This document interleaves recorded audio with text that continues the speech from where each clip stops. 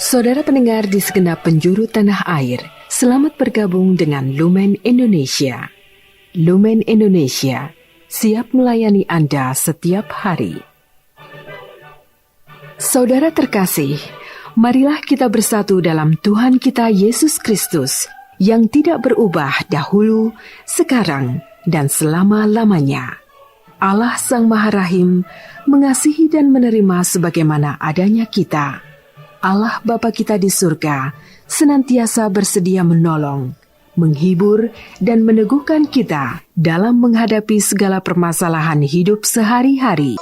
Saudara-saudari, marilah kita mendengarkan renungan dengan judul Bersatu dengan Yesus yang berdasarkan pada Injil Yohanes bab 6 ayat 56 dan 58b.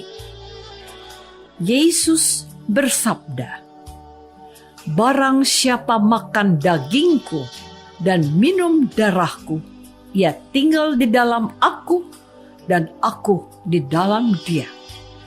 Barang siapa makan roti ini, ia akan hidup selama-lamanya." Dalam nama Bapa dan Putra dan Roh Kudus.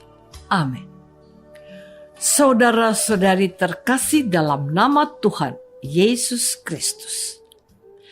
Apa yang dikatakan Yesus tentang roti yang memberi hidup kekal adalah tubuhnya, mengundang tanya, kebingungan, dan penolakan. Bagaimana ia dapat memberikan dagingnya kepada kita untuk dimakan? Begitu kata orang-orang Yahudi yang mendengarkan Yesus. Ketika Yesus menggandakan roti dan mereka makan serta menjadi kenyang. Itu masuk akal. Bukan hanya masuk akal. Itulah yang paling berkenan di hati mereka. Sebab mereka bisa makan kenyang gratis melalui mujizat penggandaan roti itu. Kalau Anda pada saat itu ada di antara mereka, mungkin juga Anda akan mengatakan hal yang sama. Apa? Makan daging manusia? Yang benar saja. Kami bukan kanibal. Kami tidak memakan daging sesama kami.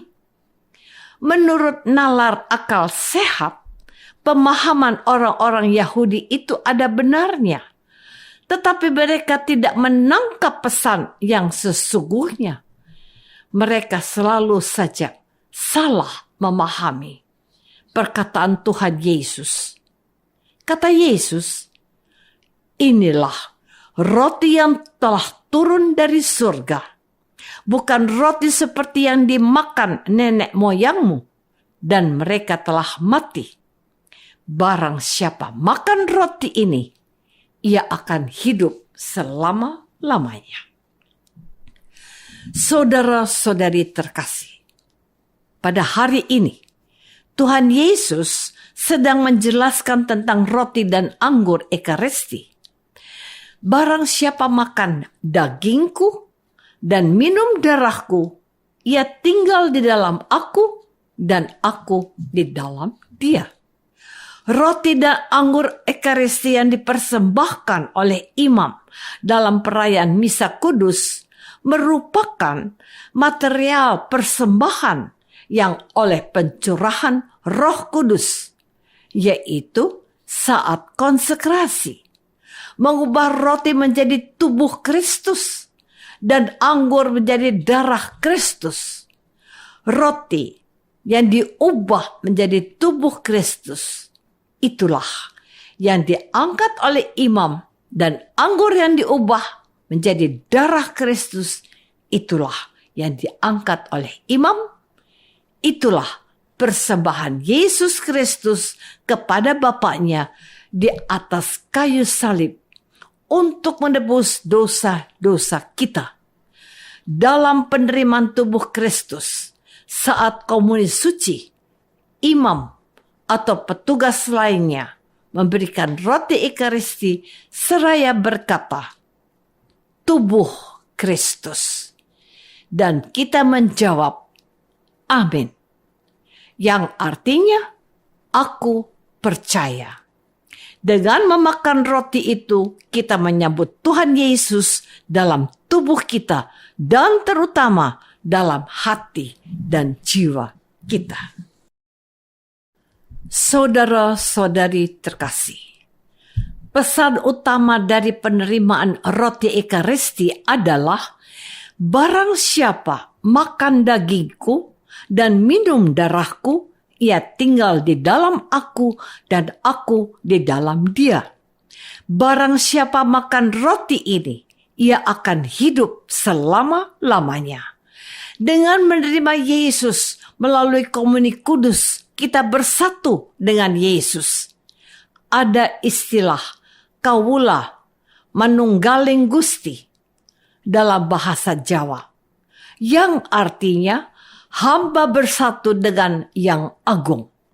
Namun, dalam ajaran Katolik, hal itu harus dimengerti secara baru, yaitu dengan rumusan Gusti manunggaling kawula, yang artinya Allah bersatu kepada hambanya. Allah lah yang mendatangi kita dan tinggal bersama kita.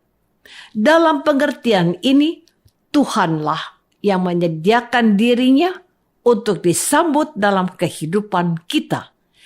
Allah menyediakan dirinya menjadi makanan dan minuman, dan karenanya kita bersatu dengan Dia. Ia tinggal di dalam aku, dan aku tinggal di dalam Dia. Menarik untuk diperhatikan bahwa penerimaan roti Ekaristi Kudus yang telah dikuduskan oleh imam bukan hanya sekedar seremonial belaka, melainkan harus disadari penuh iman bahwa inilah saat penuh rahmat Allah berkenan bersatu dengan umatnya. Oleh karena itu, gereja sangat memohon agar umat Allah yang datang dan menghadiri perayaan Ekaristi harus menyediakan dirinya, tubuh dan jiwanya kudus dan terbebas dari dosa agar pantas menyambut tubuh Tuhan dengan pantas. Maka tidak dianjurkan menerima komuni kudus bagi mereka yang melakukan dosa berat pada masa lalu dan semestinya masih sampai sekarang. Imam menyediakan dirinya untuk menerimakan sakramen tobat atau pengakuan dosa untuk umat yang akan merayakan Ekaristi. Namun, hal ini nampaknya mulai kurang mendapat perhatian. Saudara-saudari terkasih, setiap hari Minggu atau beberapa dari kita setiap hari merayakan Ekaristi Kudus dan menerima tubuh Tuhan. Hal itu disediakan secara melimpah oleh Gereja Kudus agar umat Allah dapat menjalani hidup imannya bersama dengan Tuhan yang ada di dalam hatinya. Kehadiran Tuhan yang kita sambut dan oleh firman yang diwartakan dalam liturgi kudus membantu setiap orang untuk hidup lebih berkenan kepada Allah. Inilah janji Tuhan Yesus untuk orang-orang yang merayakan Ekaristi dan menerima komuni suci dengan penuh iman. Barang siapa makan roti ini, ia akan hidup selama-lamanya. Tubuh Tuhan yang kita terima dalam Ekaristi Kudus, dalam iman Katolik, mempersatukan kita dengan Allah sendiri. Sebab Allah berkenan hadir dalam hidup kita. Allah itu abadi. Allah itu kekal. Bila kita bersatu dengannya, kita pun akan hidup selama-lamanya bersama dengan Dia.